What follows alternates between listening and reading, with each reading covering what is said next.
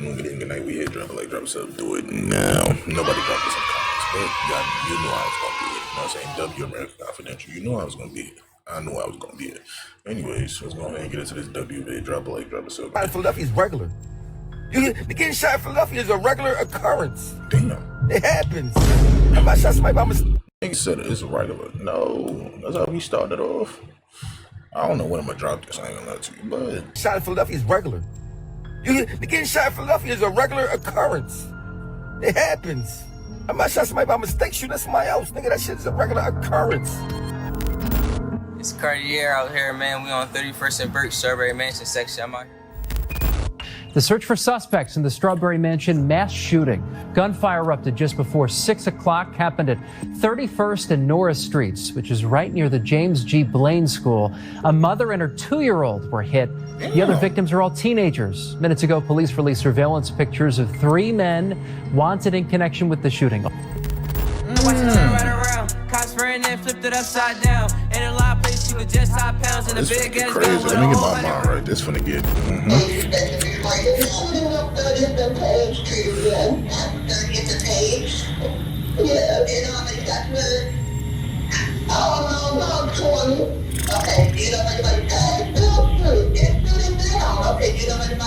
They still shooting. They shooting now. Fuck. Over 17 days in 2022, Strawberry Mansion experienced a reign of terror. 5 murders, along with multiple other shootings, as part of the gang war that had been going on for years. One of those murders included city and hood favorite Brucey the rapper. Like the friends I got, we ain't gonna send each other to do nothing wrong. So even though we're in a bad environment, we could support some bad habits, but like we was checking each other, so we ain't get too far gone along the way like that. Tonight, 7 people, including a 2-year-old girl, were shot in Philadelphia's Strawberry Mansion neighborhood. It happened just before 6 o'clock on West Norris Street near the James G. Blaine School. Yeah, but I'm still on Burks. Still breeze through Napa. I've been playing 31st. Catch way more traffic. Where them gun cases happen. That same spot with a ratchet. My boy strapped 2 back. Probably somewhere with a hoodie on with his hood down and his gun out. 3 goons, huh? I mean, it's the real story of the 3 goons. I know who that is. 3, 2. You know who that is. Don't play with him. Don't play with him. Shot in Philadelphia's Strawberry Mansion neighborhood. It happened just before 6 o'clock on West Norris Street near the James G. Blaine School. Yeah, but I'm still on Burks. Still breeze through Napa. I've been playing 31st. Catch way more traffic. Where them gun cases happen. That same spot with a ratchet. My boy strapped 2 back. Probably somewhere with a hoodie on with his hood down and his gun out. 3 goons, huh? I mean, the real story of the 3 goons is they're 3, 2, 1, gone. Know what he on. Y'all know what he on. Know what he on. Strawberry Mansion, situated high on the banks of the Schuylkill River, adjacent to Fairmount Park, for venues like the Dell East and its proximity to Smith Playground. In the 1930s and the 1940s, Strawberry Mansion was a thriving, dense, urban enclave, predominantly Jewish. Approximately 60% of the neighborhood's population was Jewish, totaling around 50,000 residents living between Lehigh and Oxford and 29th to 33rd Street. Within a single generation, the neighborhood's demographics shifted profoundly following the Brown versus Board of Education decision and the passage of the GI Bill. Jewish residents began selling their homes and moving out, often to newly constructed housing outside the city. This new community, however, faced systemic barriers, including public housing concentration and welfare bureaucracy that prevented upward mobility. By 2010, census data showed that Strawberry Mansion was 94% black. Its economic decline was stark. In 2000, the neighborhood recorded the lowest average home price in the city. Strawberry Mansion has acquired the reputation as one of Philadelphia's most dangerous areas, characterized by its large area, large population, and historic under-policing. Ago, we heard about Strawberry Mansion High School inside Philadelphia. For 5 straight years, it has been considered one of the most dangerous schools in this country. Located in a neighborhood where 40% of the families live in poverty, the city's highest number of homicides and assaults. In early 2022, the neighborhood was gripped by a 17-day period of intense violence.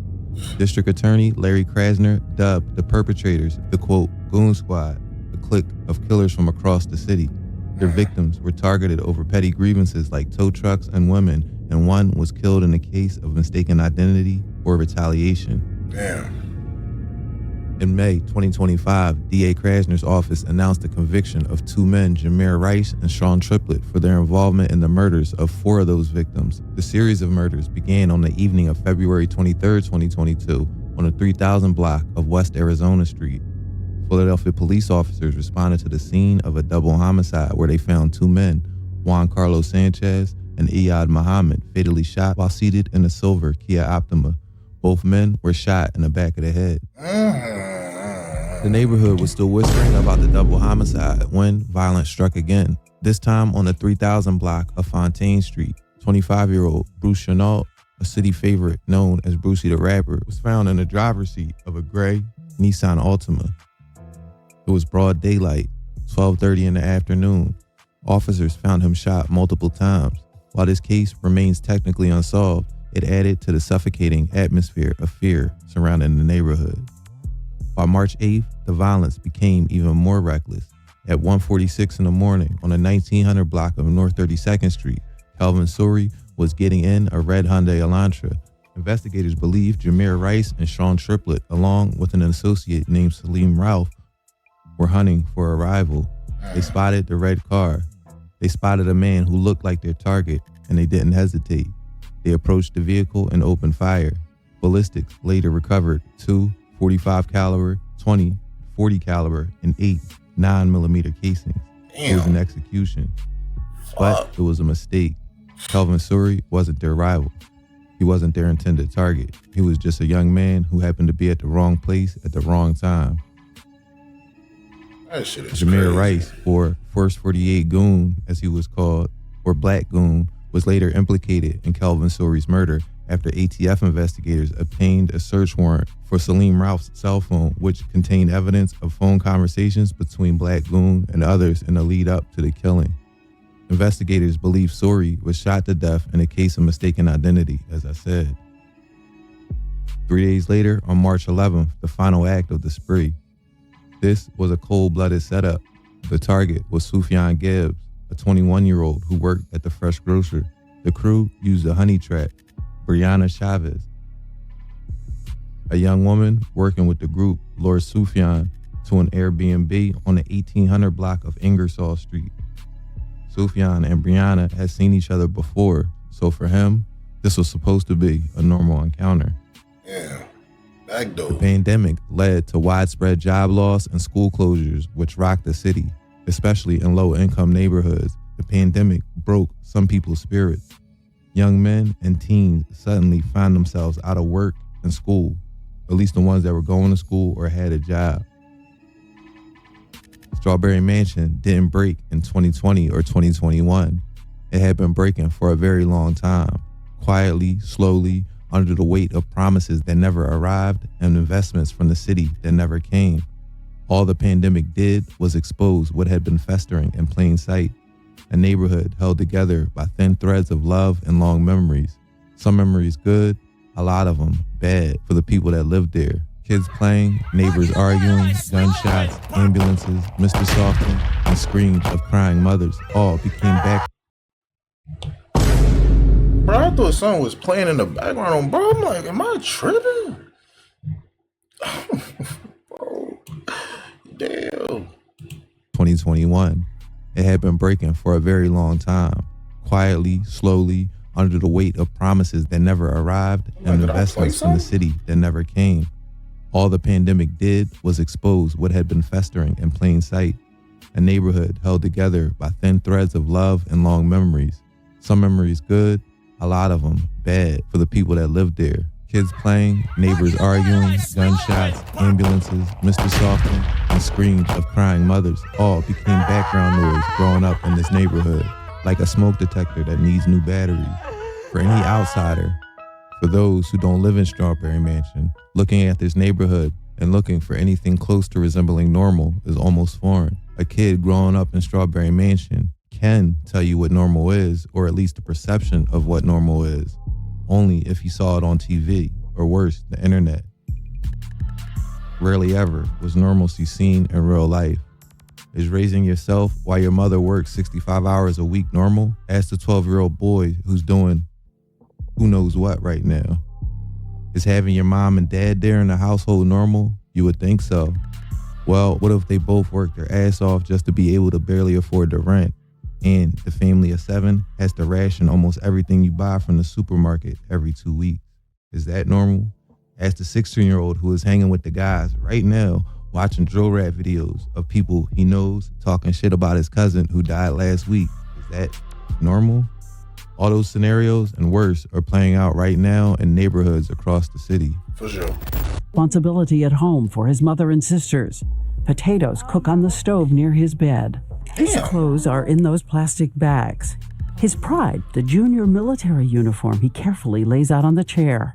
What are your favorite subjects? Chemistry. Yeah? I like learning about the atoms and the periodic table. Median household income measures the midpoint of a household income in a given area, meaning half of the households earn more of this amount and half earns less. Median household income in Strawberry Mansion is approximately $29,000 to $33,000, as the latest available data says in 2025. I'm trying to paint the picture for you guys about actually growing up in Strawberry Mansion, because today's video is about the 2 weeks plus of horror in 2022. 5 victims and their families changed forever. A mix of mental health issues, bad parenting, little to no positive male role models that they wanted to gravitate towards, plus all the external things that I mentioned earlier, all taking place in the heart of Strawberry Mansion.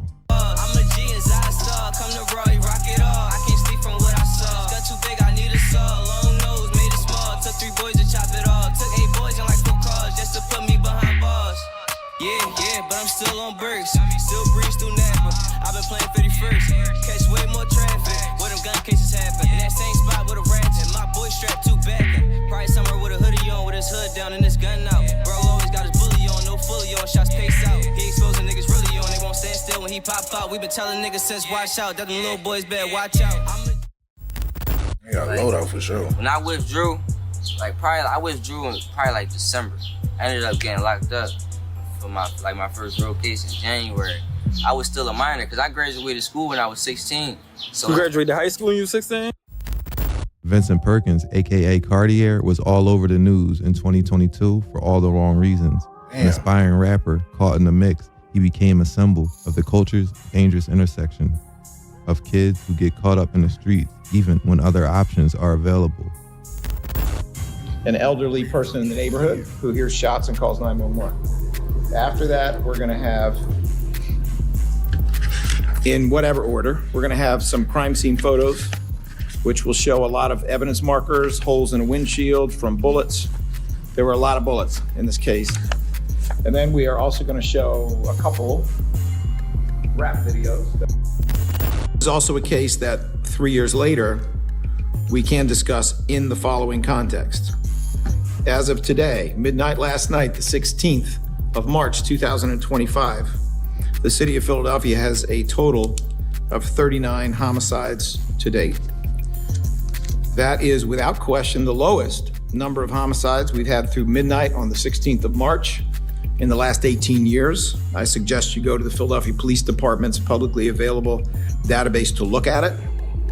But it's even more significant than that, because there is solid reason to believe 39 homicides on the 16th of March 2025 is the lowest number of homicides that we have had on the 16th of March in the last 50 years. Who is prosecuting this particular aggravated assault? It was a jury trial that resulted in convictions last week, and it's directly connected to 4 homicides that preceded it. The final one being 6 days before this aggravated assault, which was exactly 3 years ago today. Over 70 FCCs, 70 shots fired. And there were 4 murders in the span of, I believe, 16 days. Is that correct? 16 days. The final one being March 11th of 2022. And one of the guns used in this case was actually, as the DA just mentioned, one of the guns used in this case was taken, was a legally owned firearm of the final of the 4 decedents, the decedent who was killed on March 11th of 2022. This is going to show you, on this video, you see these three individuals that are walking down towards the 3000 block of Page Street. Right. What you don't see in this video is these three individuals had already cased the block. This is a premeditated shooting. They planned to shoot somebody on this block. You can see the individuals now returned with COVID masks, and now they began firing. Damn.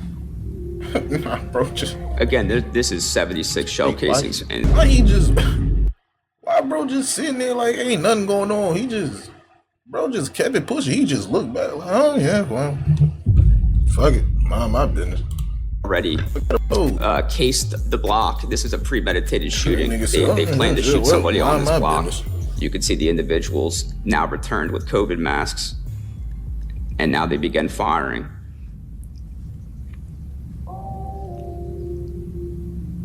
He said, well, again, this is 76 shell casings, and we have at least 4 different caliber guns, and we have also at least 5 firearms. So you're going to see 2 of the offenders run back to the 3000 block of Fontaine Street. That's where they were all meeting prior to this shooting. And these 2 individuals were never identified.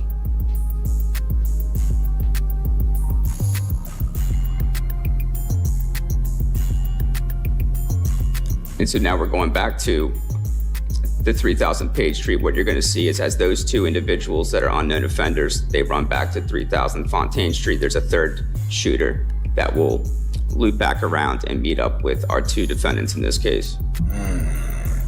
They was on that. They was really on that.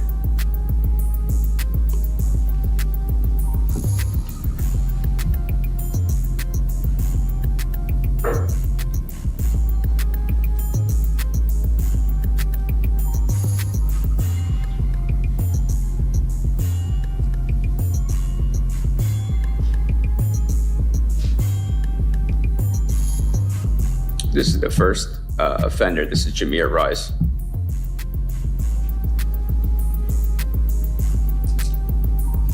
And this is the defendant that we tried in this case, Vincent Perkins. And what's notable is that Instagram account was being monitored by Philadelphia police officers Christopher Smith and Ryan Clement. They had different posts of him wearing that same sweatshirt.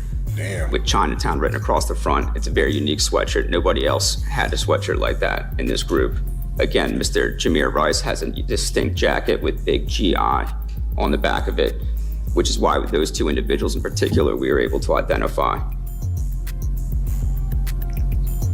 And again, we have another barrage of bullets flying down 3000 block of Page Street. As you recall, that 911 call, the elderly woman was calling saying they're shooting again. This is what she meant. There was a first round of bullets, and then these 3 offenders put a second round of bullets down the block. Damn. Bullshit. And you're going to see Mr. Rice is going to go back to that same block that we saw the first 2 shooters go back to. That's the 3000 block of Fontaine. But they really running around this shit like this shit a video game. Like, this shit is crazy. They really were just running around that bitch like this shit a Warzone map. Like, they real life just... Damn. And again, we have another barrage of bullets flying down 3000 block of Page Street. As you recall, that 911 call, the elderly woman was calling saying they're shooting again. This is what she meant. There was a first round of bullets, and then these 3 offenders put a second round of bullets down the block.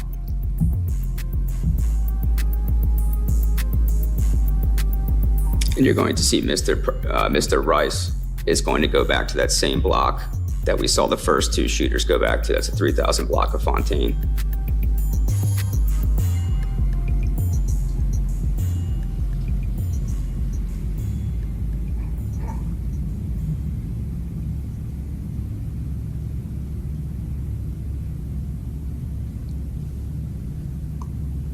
And again, this is another post of Mr. Rice wearing that same jacket with an eyeball on it in a different social media post.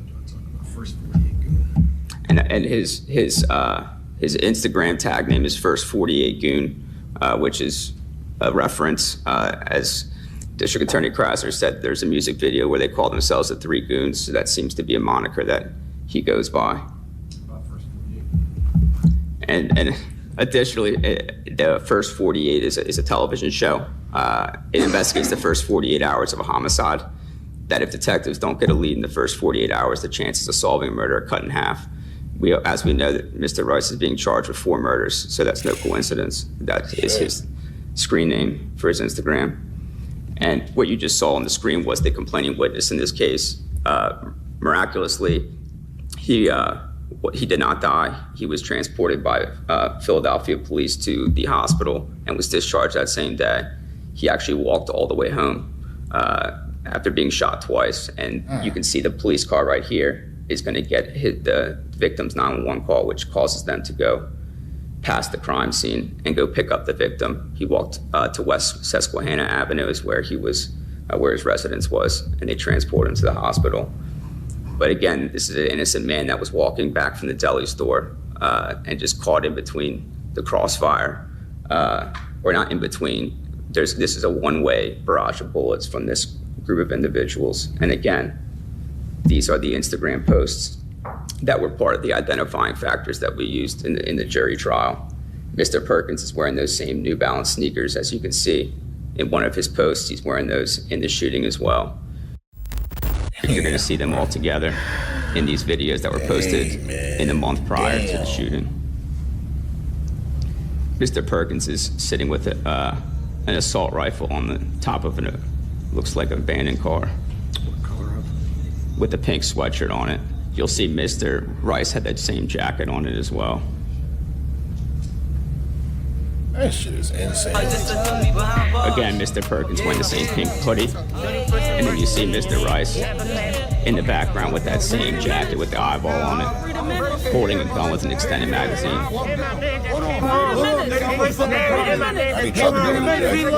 Don't come down this one way or you get whacked. We turn the houses to tree houses, turn the cars to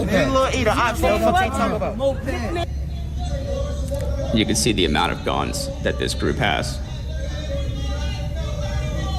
We have assault rifles, multiple handguns with extended clips.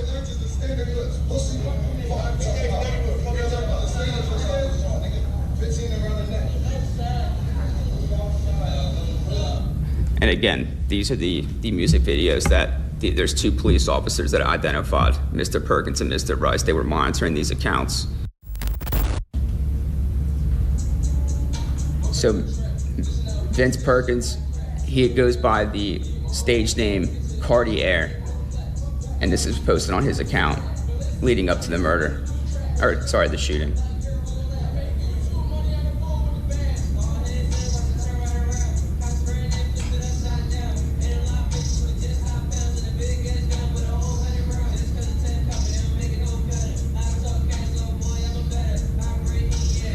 And what we're seeing right now, that clip with the balaclava, that was another unique identifying factor. Because if you notice, when he's doing the shooting, he's wearing a balaclava, and it was the same shape, same distinct features. And also, if you saw the end of that, he has a doughboy, which is a reference to narcotics. As you saw them, they were chefs, and they were cooking up dope. And this again was another video that we utilized in the trial. It just funny when he said he's about that, and they were cooking dope. That shit just sounds funny when he said.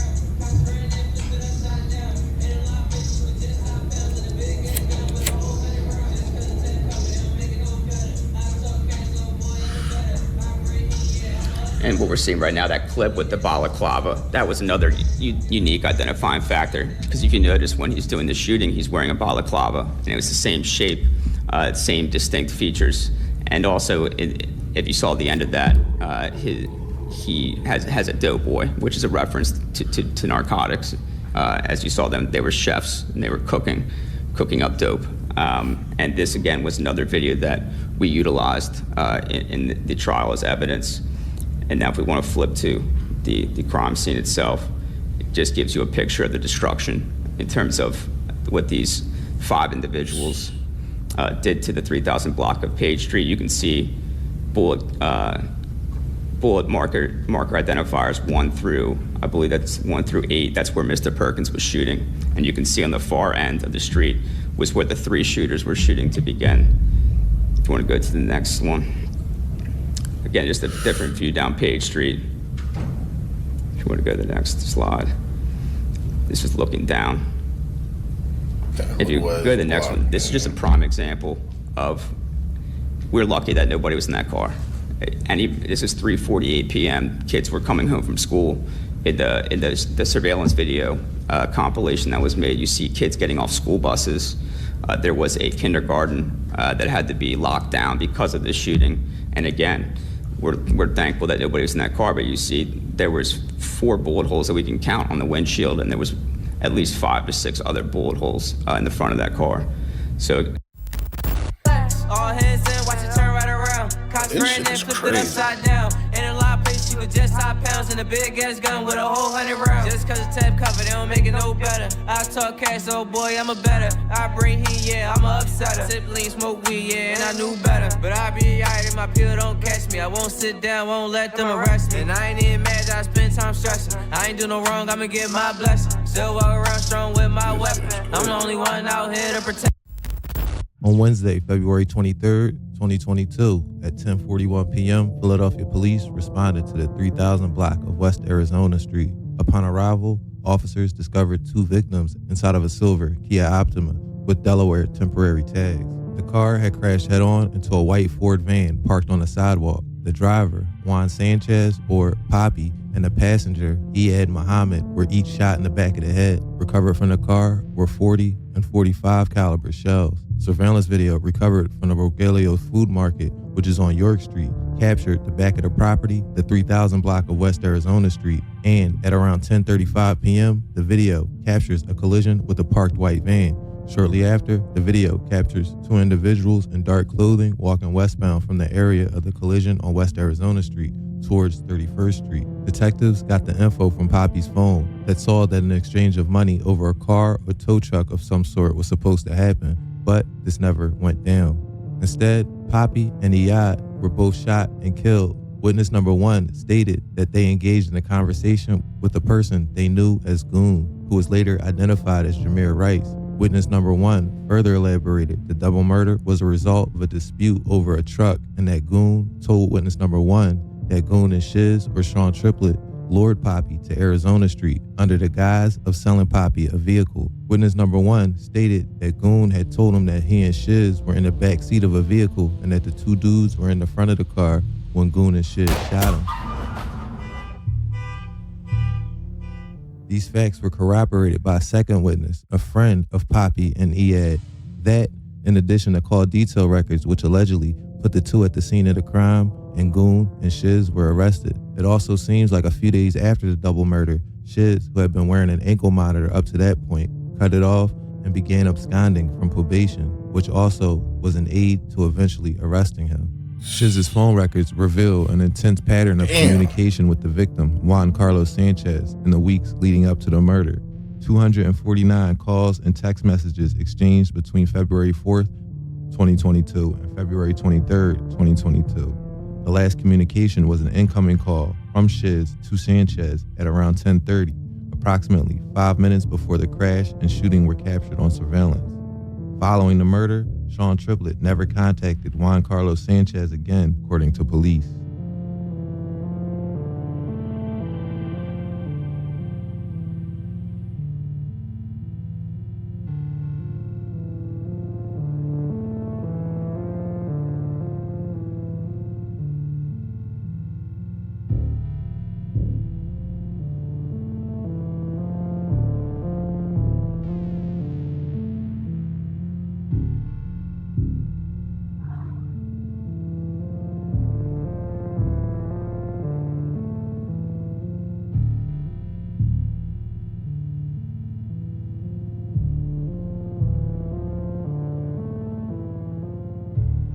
Bruce Chenault, age 25, was found shot and killed in Strawberry Mansion on February 28, 2022.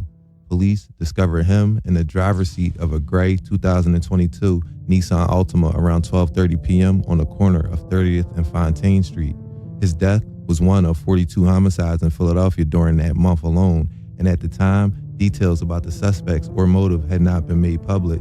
The case has been documented among Philadelphia's unsolved murders and still remains unsolved to this day.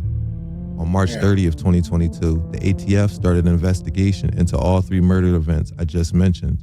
While the families of Brucey, Poppy, and Iyad were reeling from the loss of their loved ones, the violence would continue. In 2022, Philadelphia was in shock after the bloody massacre that was 2021, the worst year in Philly recorded history when it comes to murders. The city poured $155 million into violence prevention efforts in 2022, adding $68 million in new funding, which supported both intervention and long-term prevention programs. In addition to the violence, police were solving murders at the lowest rate on record as well. How this affected the homicide rate because of things like retaliation is unknown at this time. On March 8th, 2022, at approximately 1:46 in the morning on the 1900 block of North 32nd, Kelvin Suri was shot and killed while sitting in the driver's seat of his 2017 red Hyundai Elantra. Surveillance video shows 3 males approach the victim's vehicle right before the shooting. The crime scene was processed and 2 .45 caliber, 20 .40 caliber, and 8 9mm shell casings were recovered. On April 21st, 2022, about a month and a half after the murder, ATF investigators observed and recorded 2 separate Instagram live videos being hosted by the account YL.Hero, depicting a man driving with an apparent black semi-automatic pistol equipped with a high-capacity drum magazine on his lap. Damn. ATF investigators immediately recognized the male to be Salim Ralph. Philadelphia police, along with ATF investigators, were able to locate and arrest Ralph, who had a previous juvenile charge and adjudication, making it illegal for him to own or handle guns. Approximately an hour after initially viewing Salim on Instagram Live, the cops pulled the car over and determined it was stolen. Police towed the car to the tow lot and later recovered an Apple iPhone 12 and a black Glock 17 with a drum magazine from the driver's side floorboard of the vehicle. Salim Ralph was transported to ATF headquarters to be interviewed. A second male was detained and transported to the headquarters but was cleared by investigation and released. On April 21st, 2022, ATF investigators advised Salim Ralph of his Miranda rights, which he waived. Choosing to speak with investigators, he admitted to operating the recovered stolen gold Chevy Impala and possessing the recovered Glock pistol. Salim acknowledged that the Apple iPhone 12 was his as well and gave them the passcode. Salim Ralph also identified the Instagram account YL.Hero as his own. Investigators showed Ralph surveillance videos depicting the murder of Kelvin Suri. Salim Ralph denied any knowledge of this incident. He was then shown pictures from his own Instagram, which showed himself wearing clothing appearing to be nearly identical to those captured on surveillance video. With no other choice, he admitted it was him. Salim stated that he spent the morning of March 8, 2022 at the juvenile courthouse before going to South Philly. He said that he visited an Airbnb rental property at 18th and Ingersoll in the evening before spending the night at his own house near 12th and Lehigh. After additional questioning, Salim finally requested to terminate the interview. Before he left, investigators obtained a buccal swab DNA sample from Ralph pursuant to the execution of a search warrant. Investigators also looked at his cell phone and found a wealth of relevant information to the case. During his interview with police, Salim Ralph mentioned an Airbnb he stayed at. That very Airbnb would be crucial in this next part of the story.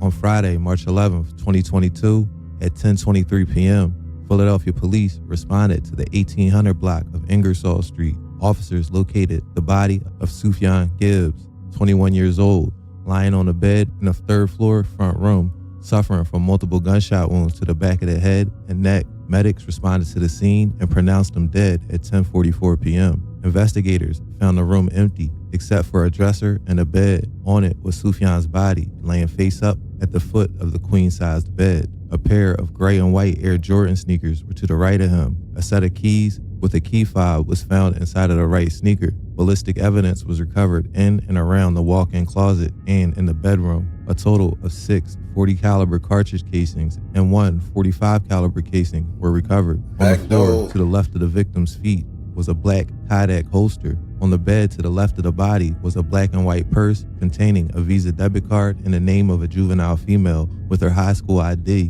which was also in the bag. Next of kin were notified, and they informed police Sufjan normally carries a black 9mm handgun. So they left it? Why did... I mean, they probably would have got caught anyway, but damn, you just... Damn. Just left With Sufjan's body laying face up at the foot of the queen-size bed. A pair of gray and white Air Jordan sneakers were to the right of him. A set of keys with a key fob was found inside of the right sneaker. Ballistic evidence was recovered in and around the walk-in closet and in the bedroom. A total of 6 .40 caliber cartridge casings and 1 .45 caliber casing were recovered. On the floor to the left of the victim's feet was a black Kodak holster. On the bed to the left of the body was a black and white purse containing a Visa debit card in the name of a juvenile female with her high school ID, which was also in the bag. Next of kin were notified, and they informed police Sufjan normally carries a black 9mm handgun, cash, and an iPhone, none of which were at the scene of the crime. Furthermore, his pants were missing. The property was an Airbnb rental and had ring footage available to detectives. Sufjan is seen on the ring camera approaching the house on Ingersoll, where there is a slim black female later identified as Brianna Chavis, wearing black and red Jordan 1s, light blue jeans, and a dark jacket waiting on the porch. Sufjan engages in a brief conversation with Brianna, who asks him the location of his car. He responded, quote, right there, and pointed westbound on 1800 Ingersoll, with a key fob in his hand pressing the lock button. Sufjan and Brianna then entered the house together. At 10:08 p.m., Brianna is observed running out of the house, then running westbound on Ingersoll, yelling multiple times to, quote, get her jacket. Throughout the investigation, family members of Sufjan provided information that the people that were there involved with his murder reside in the area of 31st and Berks. On Wednesday, April 13th, 2022, about a month after the murder, a search warrant was obtained for the house of Tyrell Anderson. Police believe Anderson's house was used as a place to divvy up the cash from the robbery and homicide. On that day, April 13th, homicide detectives interviewed a witness who said that they were outside of the Airbnb rental house on Ingersoll Street when the murder occurred. They identified First 48 Goon, Jameer Rice, and Shiz, Sean Triplett, Brianna, and who they knew as Key as those responsible for the murder. Witness number 1 stated that Tyrell Anderson was at the Airbnb as well at the time of the murder. Further, they overheard a conversation between Shiz and Rel. Witness number 1 stated that during this conversation, Shiz advised Rel that Brianna had set up the back door and to, quote, come back to the Airbnb. Witness number 1 stated that when they got there, Rel and Shiz had a quick convo in the minutes leading up to the shooting.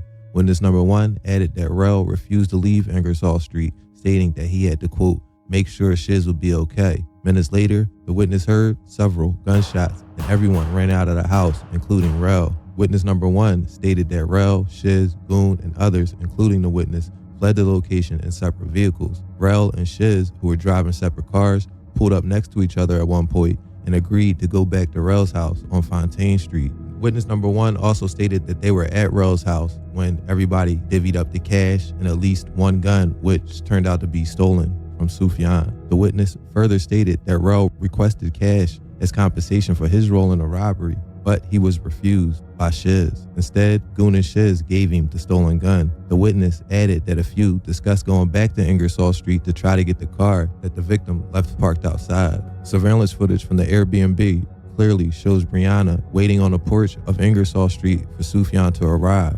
The two are inside the property for less than 14 minutes before Brianna is seen fleeing the property at 10:08. Further, Sufjan's call record would show his cell phone was traveling to Ingersoll Street right before he was killed and then traveling to 30th and Fontaine immediately after he was killed to Rel's house. The statement is further corroborated by additional call detail records obtained for Brianna, Goon, Shiz, or Zaki Hennet, which shows that they were present at the Airbnb at the time of the murder and the subsequent flight to Fontaine Street. On Wednesday, April 13th, 2022, Brianna herself came into the homicide unit and provided detectives with a post-Miranda statement admitting to inviting Sufjan to Ingersoll Street to be robbed by her boyfriend, Zaki, and his friends. Brianna stated she walked the victim to the 3rd floor and promised to have sex with him and the other girl that was there that day, but knew the victim instead would be robbed. While Sufjan was getting undressed, Goon and Shiz and Zaki came into the room, shot and killed him, and then took his gun, cell phone, money, and fled. After the murder, Brianna stated that she ran from the house and got into the car of one of the robbers and drove away. Brianna was subsequently arrested and charged with murder and related offenses. Searches of the other girl's Instagram shows pictures of her and Goon in the third-floor bathroom of that very same Airbnb, flashing guns in the days leading up to the incident. Call detail records for Brianna's phone showed that the contact of my boy in her phone, which was contacted 730 times between January 1st and April 1st, was that of Zaki Hanat. Hanat is her boyfriend. On the night of the murder, Brianna sent Zaki texts like, "Hurry up, please, I'm scared. Please hurry to this address," then gave the address to Ingersoll Street. In May of 2025, Judge Glenn Bronson delivered the final word: life in state prison without the possibility of parole. Jameer Rice and Sean Triplett are now, as Larry Krasner put it, the Gone Squad. But locking 2 men away doesn't undo the damage of those 17 days or the years of pain brought by the streets. It doesn't bring back Juan Sanchez. It doesn't bring back Iyad Muhammad. It doesn't bring back Kelvin Suri or Sufjan Gibbs. Strawberry Mansion is still standing on the banks of the Schuylkill. The $155 million in violence prevention funds, the police redeployments, the political promises, they're often just lines on a budget sheet. The reality is still lived right here on the blocks between Lehigh and Oxford. The neighborhood remains a place of deep contradictions.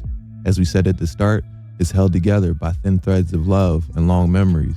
But for the 5 families of the victims, those memories now end in 2022. But the fog of grief never really lifts. If you want to see more in-depth investigations and anyways, W, man, that shit is crazy. I'll put everybody in the video. If you enjoyed this, let me know other shit to watch like this. And yeah, go ahead and drop a like, drop a 7, drop a like on that. Anyways, let's see y'all niggas in the next one on bro.